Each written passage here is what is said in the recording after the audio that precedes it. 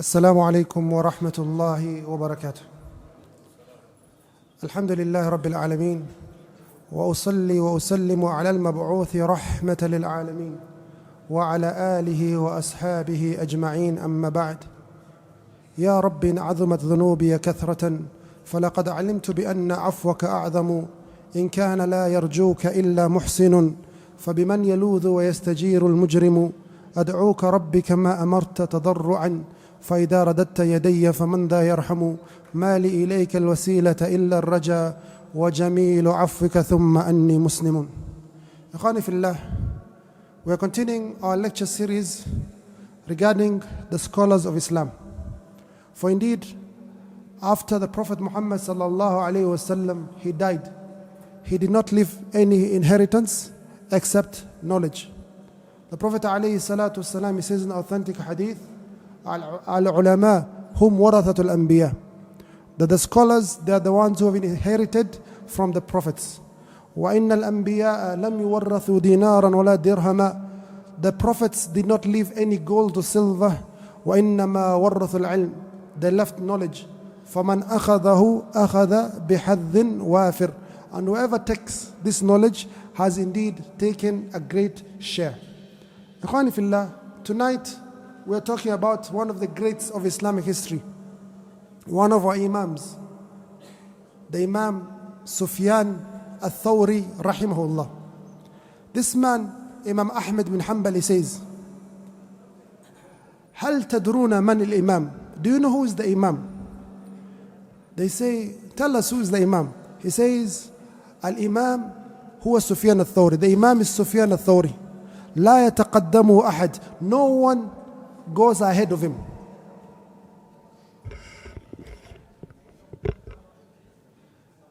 Bishr al-Hafi rahimahullah, he says, one of his students, he says that Sufyan al-Thawri is a leader of the Muslims the same way Abu Bakr and Umar were leaders of the Muslims during their time. Look at the great status of this Imam we're talking about tonight. Abdullah ibn Mubarak al-Marwazi, one of the greats of Islamic history, says, I studied under 1,100 sheikhs, but I do not keep anyone ahead of Sufyan al-Thawri. Abdullah ibn Mubarak al-Marwazi rahimahullah, he says, ما تحت أديم السماء أعلم من سفيان الثوري. There's no one, ما في وجه الأرض أعلم من سفيان الثوري. There's no one on the face of the earth who's more knowledgeable than Sufyan al-Thawri. Sufyan ibn Uyayna, the Imam of the people of Makkah, he says to Ahmad ibn Hanbal, Wallahi, your eyes will never see the like of Sufyan al-Thawri. Yunus ibn Ubayd, he says, Wallahi, I've never seen anyone like Sufyan al-Thawri. They say to him, you have seen the greats of the Tabi'een. You have seen Sa'id ibn Jubair, yet you say this. You have seen Ibrahim al-Naqa'i. You have seen Ata ibn Abi Rabaha. You have seen Mujahid ibn Habr. Yet you say you've never seen anyone like Sufyan. He says, Ma ra'aytu mithla Sufyan. I've never seen the like of Sufyan. Ikhwani fillah, Imam al-Dhahabi rahimahullah, he says about Sufyan al-Thawri, he says, Imam al-Huffaz. This is the leader of the Imam of the Muslims when it comes to memorizing the hadith of Prophet Muhammad sallallahu alaihi wasallam. وَسَيِّدُ الْعُلَمَاء الْعَامِلِينَ فِي زَمَانِهِ.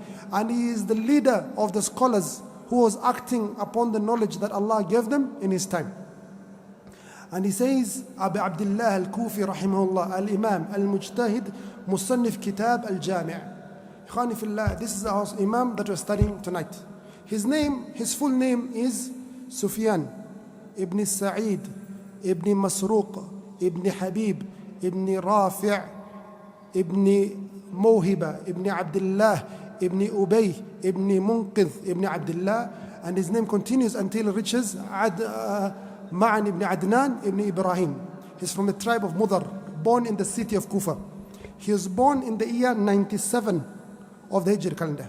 He was born in the year 97 of the Hijr calendar, when the Khalifa of the Muslims was Sulaiman ibn Abdul Malik. He was born in the year 97 of the Hijr calendar. His father of Sufyan, Sa'id ibn Masruq, was also a scholar from Kufa.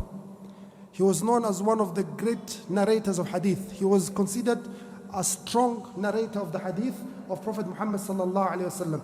The scholars Al-Ijli, Ibn Hibban, An-Nasa'i, Abu Hatim, and many of the scholars, they consider him thiqah, a very strong narrator of the hadith of Prophet alayhi salam.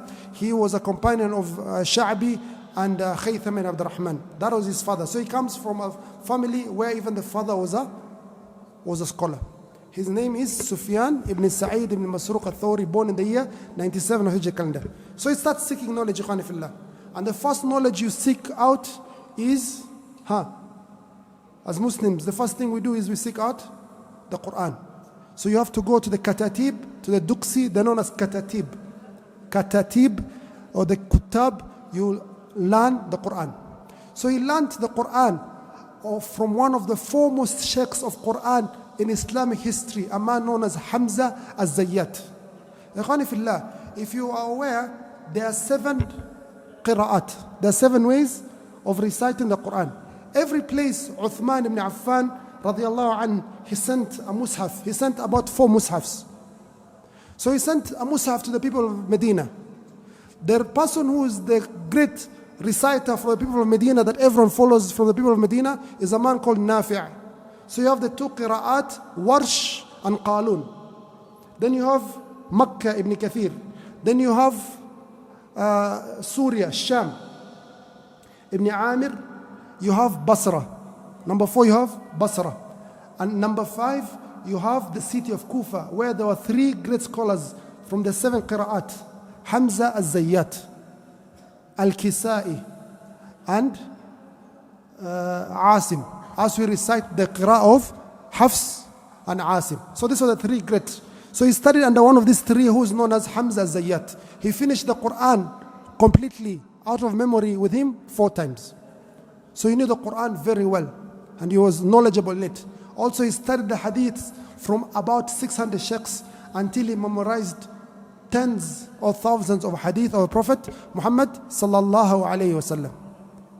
A question, Khalifullah, just for benefit.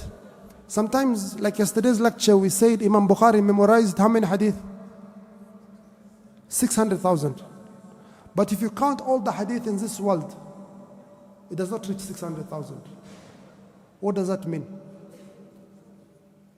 The scholars, they consider, even if it's one hadith, but it has come with a different chain of narration to be a separate hadith.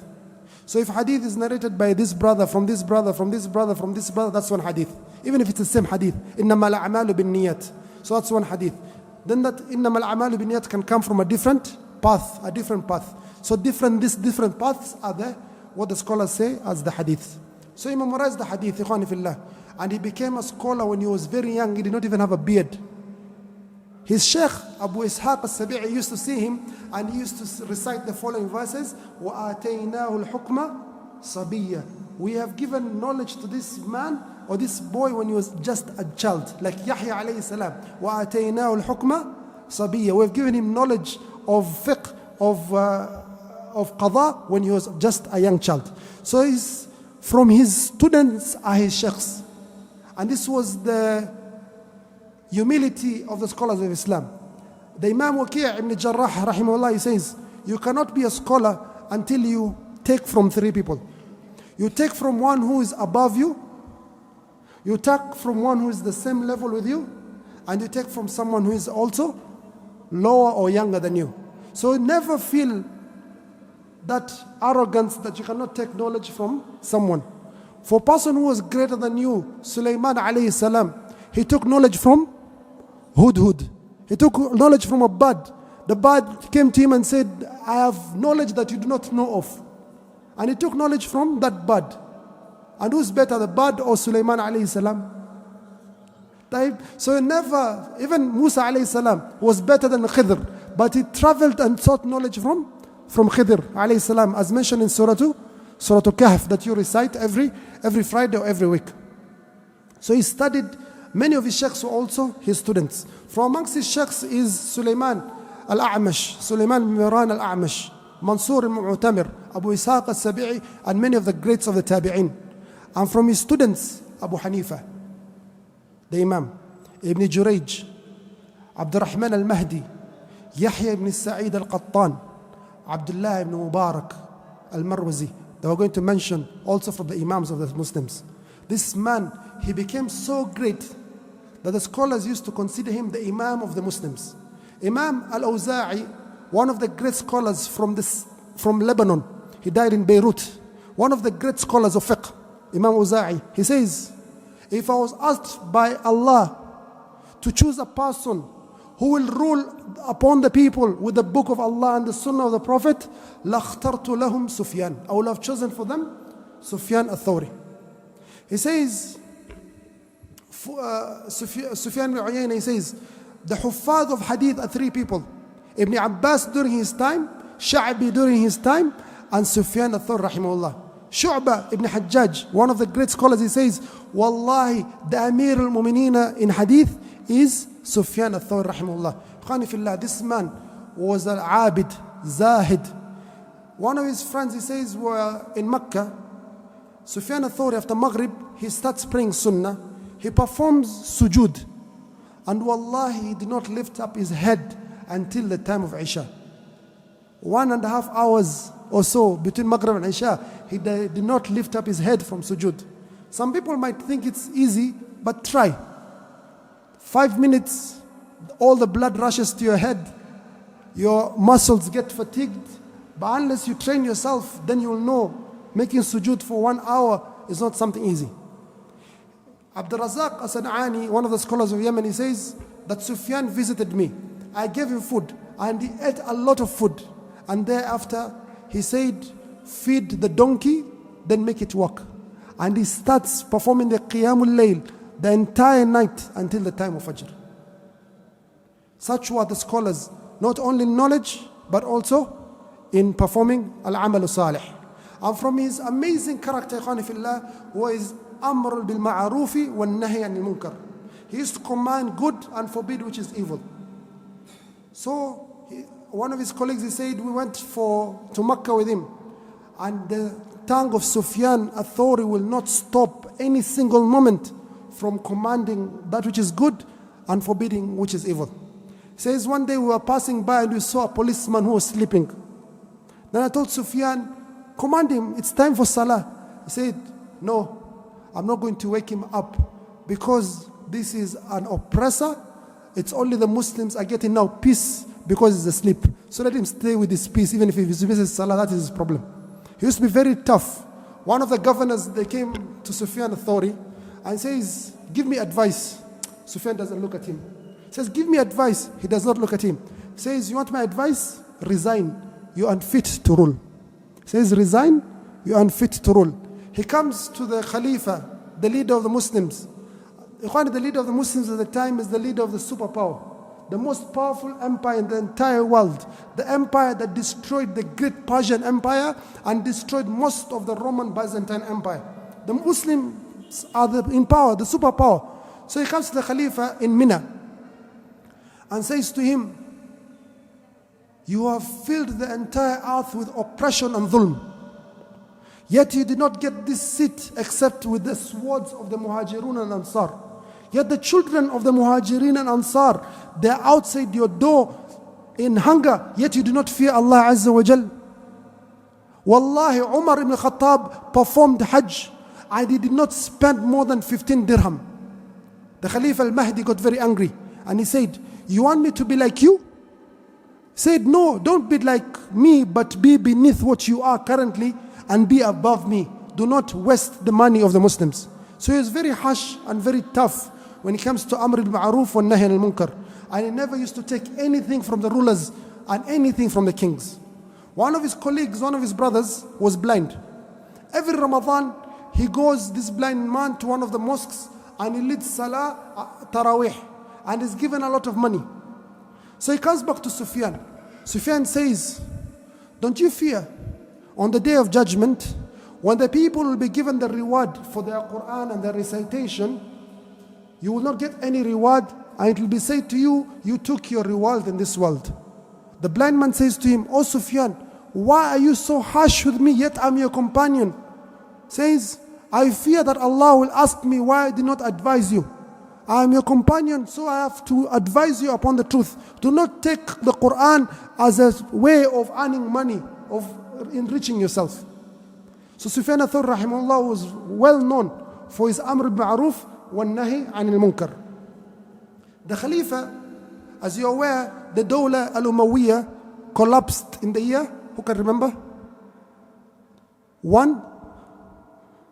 You two young boys, or young men, you must know. 132 of the Hijri calendar, the Dawla Umayyah, it collapsed. Sufyan was born 97. So by year 32 is about 35 when it collapsed. Abu al-Abbas al-Saffah was the first leader. He massacred many Muslims from the Bani Umayyah especially. Then his brother Abu Ja'far al-Mansur became the Khalifa. Abu Ja'far al-Mansur and many of the Khalifa during the time, they were knowledgeable with the deen. So Abu Ja'far al-Mansur, and we'll study this later, he used to be very harsh and very severe, even on the scholars. He tells Imam Abu Hanifa to be the Qadi of the Muslims. Imam Abu Hanifa refuses. Imam Abu Hanifa is thrown in jail and he dies in prison. The great Imam of the Muslims, where the people follow the madhab of the Hanafiya, Imam Abu Hanifa, he died in prison because he refused to take the position of a judge, a Qadi. The Prophet ﷺ, he says in the authentic hadith that the Qadis are of three types. Two types go to the hellfire and only one type goes to Jannah. One type, they know the truth, they do not rule upon the truth. A second type, they do not know anything, yet they rule. And the third type, they know the truth and rule upon it. Those are the ones who go to Jannah. So the scholars, they used to say, being given a position of a judge is like being given a knife to stab yourself with. So Imam Abu Hanifa refused. He was punished severely. Imam Malik was also mistreated by Abu Ja'far al-Mansur, the Khalifa, until his hand broke. And he used to pray with his hands like this. So you find some of the Malikiya, out of their ignorance, they pray like this. They do not hold, when you ask to read Al-Fatiha, they don't put your hands there. They pray like this. They put their hands down. Also, Sufyan al-Thawri was brought to the Khalifa Abu Ja'far al-Mansur. Abu Ja'far al-Mansur, he says to him, I'm going to make you the Qadi. He refuses. He says, I'm going to make you the Qadi. Sufyan refuses. He says, I'm going to make you the Qadi. He refuses. Goes, executor, come. Bring the sword, bring the mat. There's a special mat where if you're executed, your blood and your insides and whatever comes out does not spoil everywhere. It's collected in one place. There's a special carpet for the executor. Bring it. Though Sufyan says, wow, it's becoming serious. So he says, oh Amir al-Mu'minin, give me time. Tomorrow in the morning, I'll come here with my clothes ready for work to be the Qadi. He says, okay, go. He goes home, he packs his things, waits for people to sleep. At midnight, he runs away. Why? Because given the position of a Qadi, you make a mistake when you rule amongst two, can take you to the hellfire. It's something very serious. You see applications or advertisements in the newspaper, then you find brothers, they're busy writing, I want to be a Qadi, I want to be a Qadi, I want to be a Qadi. It's not something easy. You should not run to such positions being a judge. So Sufyan al-Thawri, he runs away. The next day, the Khalifa is in Kufa, he's waiting for Sufyan al-Thawri to come. He's waiting until Zawal, until the time of noon. Sufyan al-Thawri is nowhere to be seen. They tell him, go look for him. They go, they research, and they found that this man has run away. The Khalifa became very angry and said, 10,000 gold coins for whoever will bring for me Sufyan dead or alive. Whoever will bring for me Sufyan dead or alive. Sufyan runs away. As he's running away, all the money that he has, it finishes. So he decides to look for some job so he can get some small money so he can reach his destination. He wanted to go to Yemen. So he enters a farm and he starts working there. One day the boss or the owner of the farm or the orchard comes, says, young man, where are you from? Says, I'm from Kufa. Says, this rutab, these dates that are not yet completely ripe, which one is the best? The dates of Kufa or our dates? This Sufyan says, Wallah, I do not know about your dates, for I've never tasted them. He says, subhanallah, you have never tasted those dates? These dates, the rich people they take without asking, the poor people they take, the donkeys they take, the dogs they take. Who do you think you are? Why are you pretending to be a righteous person? Even if Sufyan was here, he would have eaten from it. He does not know that this man is the most wanted man in the world, one of the most wanted men in the world, Sufyan Thawri. He keeps quiet. So the man is wondering, why did you eat? He says, you did not give me permission to eat. I did not have your permission. I do not want to put in my stomach anything that I fear I'll be asked by Allah Azza wa Jal. You did not give me permission. I have not tasted any dates from the dates of this area. So the man wonders, what's this? I've never seen such a thing. He goes in the market, he meets some of his friends, and he tells them the story. Have a young man who's pretending to be like Sufyan. He has not eaten the dates. And even the donkeys eat the dates, my friend. Even the dogs eat the dates, and he's pretending he has not eaten. He says, tell me about that man, and describes. Says, that man is Sufyan. That is the person who is most wanted. Let's go capture him. We take him to the leader, so we get the 10,000 gold coins that the Amir al-Mu'mineen has promised. So they go back to the orchard to look for him, but Sufyan Thawri had already run away. He ran away. He goes to Mecca. He spends days there, ikhwani fillah. Sometimes he has no food for many days. He does not eat food except from a very few people. He does not take money except from maybe Abdullah ibn Mubarak al-Marwazi. For Abdullah ibn Mubarak al-Marwazi, one of the scholars, he used to give all his money to the students of hadith. He used to give his money to the two Hammads, Hammad ibn Zayd and Hammad ibn Salama, to Fudayl ibn Iyad, and also to the two Sufyans, Sufyan ibn Uyayna and Sufyan Thawri. So he'll take money only for Abdullah Mubarak and a few of his friends. So one of his friends was given some ka'ak. You know ka'ak? The small snacks that we even have it in our community. It was given by the sister to give Sufyan Thawri. So the brother is a close friend to Sufyan. He comes and he finds Sufyan next to the Kaaba, and Sufyan does not greet him well. Then tells him, I have brought some ka'ak from your sister. Then Sufyan wakes up, says, thank you, bring it. Says, my friend, you didn't even greet me properly. Now because of food, you're becoming active. He says, oh my friend, do not blame me. I have not eaten anything for the last 3 days. I have not eaten anything for the last 3 days. Then the Khalifa Abu Ja'far al-Mansur rahimahullah, he wants to perform Hajj. But he says, and he swears upon Allah, he says, all my servants, go to Mecca, ride fast, build a platform. I want you to capture Sufyan Thawri, put him on that platform near the Kaaba. I will come and kill him by myself so that I can remove the anger that I have in my heart towards him. Go crucify him, let him not die. Let him wait for me, I will come and kill him personally. So the people come to Mecca and they announce, we are looking for Sufyan Thawri. He is to be executed. He will be killed. The ulama who are gathered with Sufyan Thawri, they tell him, oh Abu Abdullah, his name was also Abu Abdullah, his kunya, please don't get us into problems. Don't harm our security. Please keep away from us. Imagine. So Sufyan Thawri rahimahullah, he goes to the Kaaba and he raises up to his hands and says, Allahumma aqsamtu alayka alla yadkhulaha Abu Ja'far. Oh Allah, I swear upon you, Abu Ja'far should not enter Makkah. This is a close relation where someone has with Allah Azza wa Jal, where he asks anything from Allah, even if it's forcefully, and Allah answers it. Prophet alayhi salatu wasalam, he says, رُبَّ أَشْعَثْ أَغْبَرْ مَدْفُوعُ الْأَبْوَابِ لَوْ أَقْسَمَ عَلَى اللَّهِ لَأَبَرَّهُ. Perhaps someone who is weak or dusty or disheveled, does not look clean, if they were to swear by Allah Azza wa Jal that something will happen, surely that thing will happen. So he says, أَقْسَمْتُ عَلَيْكَ أَلَّا يَدْخُلَهَا Abu Ja'far. Oh Allah, I swear upon you, Abu Ja'far is not going to enter Makkah.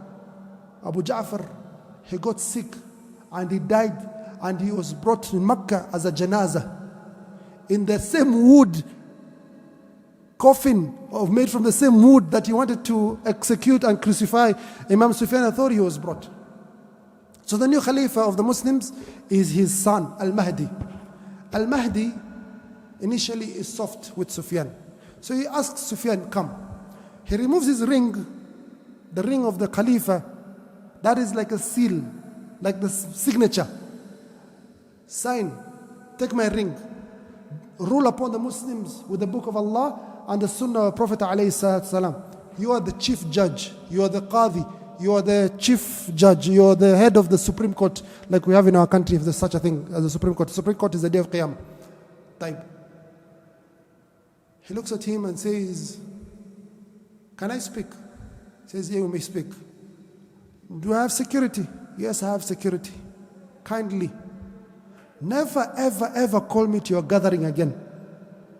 Kindly, never give me anything until I ask for you.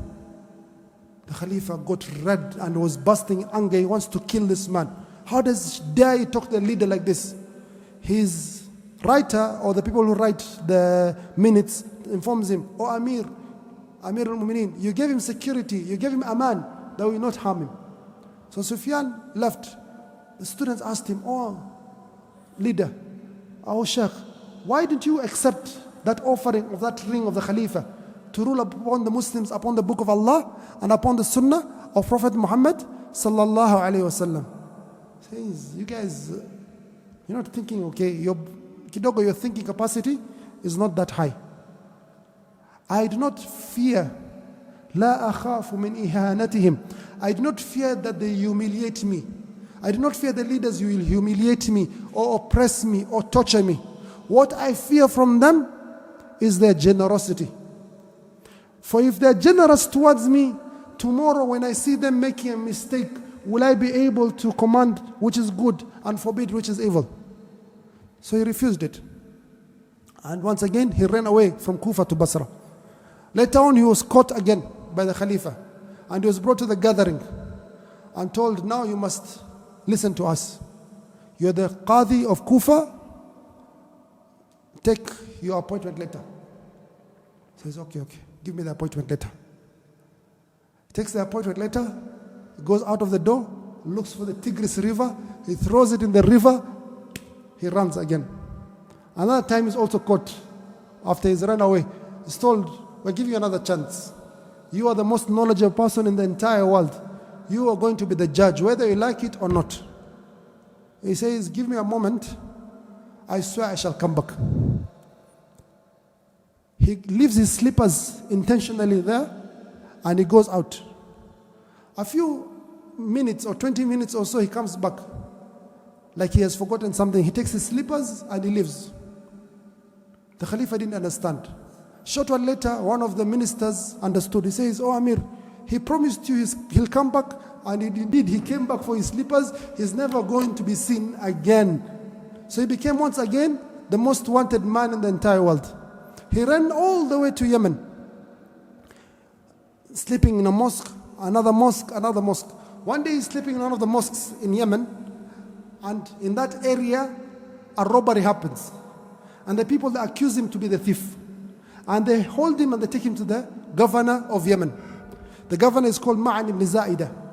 They say, oh governor, this man is a thief. He says, a thief? How? What's your proof?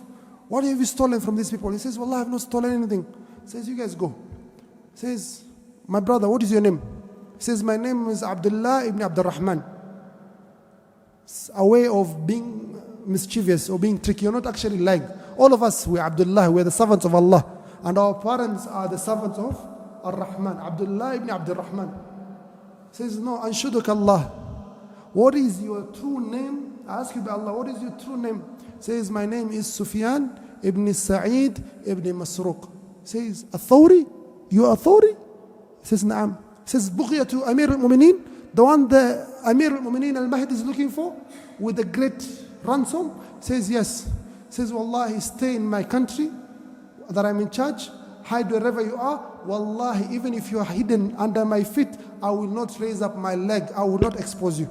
You have complete, full full security. So Sufyan al-Thawri rahimahullah continues running away.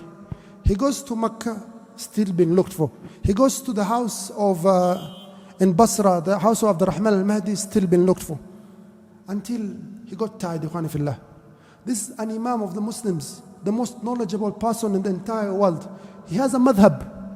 You know the 4 madhabs? Imam Abu Hanifa, Malik, Shafi'i, Ahmed. These are the 4 madhabs right now. But before there were other madhabs.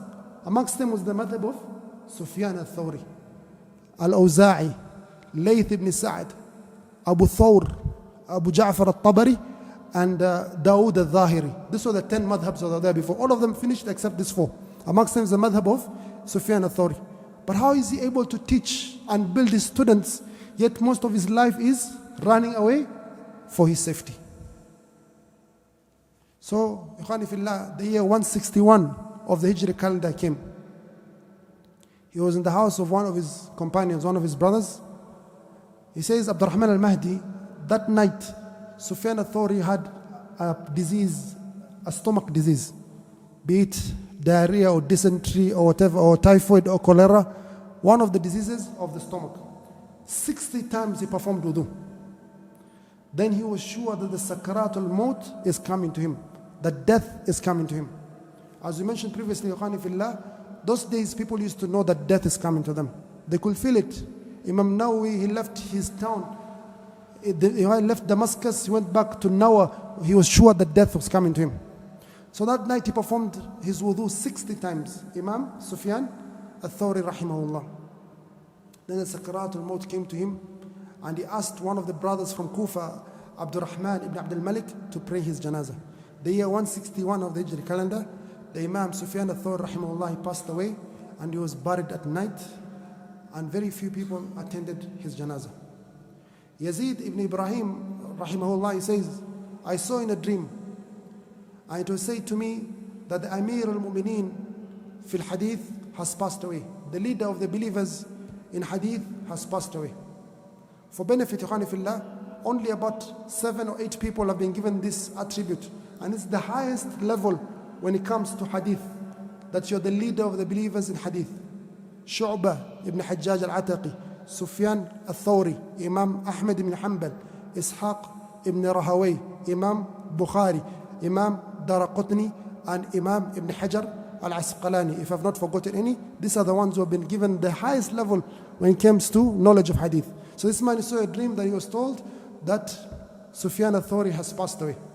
Another one of his brothers also saw in a dream. He saw Sufyan and asked him, what happened to you?